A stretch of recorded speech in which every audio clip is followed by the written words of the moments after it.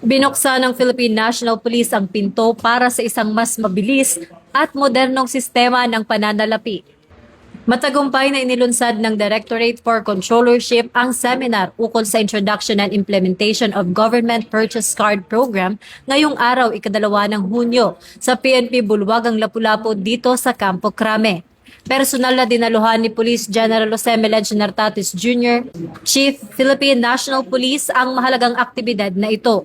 Sa pagtutulungan ni na Police Brigadier General Dindo R. Reyes, the Acting Director for Controllership at Miss Myla M. Espirito, Department Manager ng Land Bank Camp Crame Branch, hinimok ang organisasyon na tuluyan ang iwanan ng lumang sistema ng abono at cash advance. Ang GPC ay isang espesyal na credit card mula sa Land Bank. Idinisenyo ito upang gawing isang swipe o digital na proseso na lamang ang pagbili ng mga maliliit na operational supply, travel expenses at iba pang agarang pangangailangan ng pambansang pulisya sa buong bansa.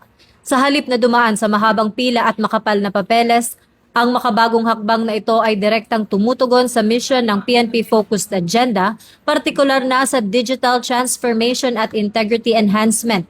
Sa pamamagitan ng GPC program, pinapatunayan ng PNP na seryoso ito sa modernisasyon.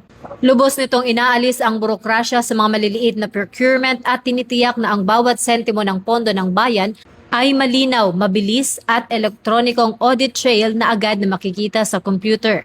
Ito ay malinaw na patunay na ang pamunuan ng pambansang pulisya ay patuloy na nagpapatupad ng mga makabagong solusyon upang mapataas ang kalidad ng serbisyo at mapabilis ang suporta sa mga unit na nasa field, alinsunod sa advokasya ng bagong PNP para sa bagong Pilipinas, serbisyo mabilis, tapat at nararamdaman.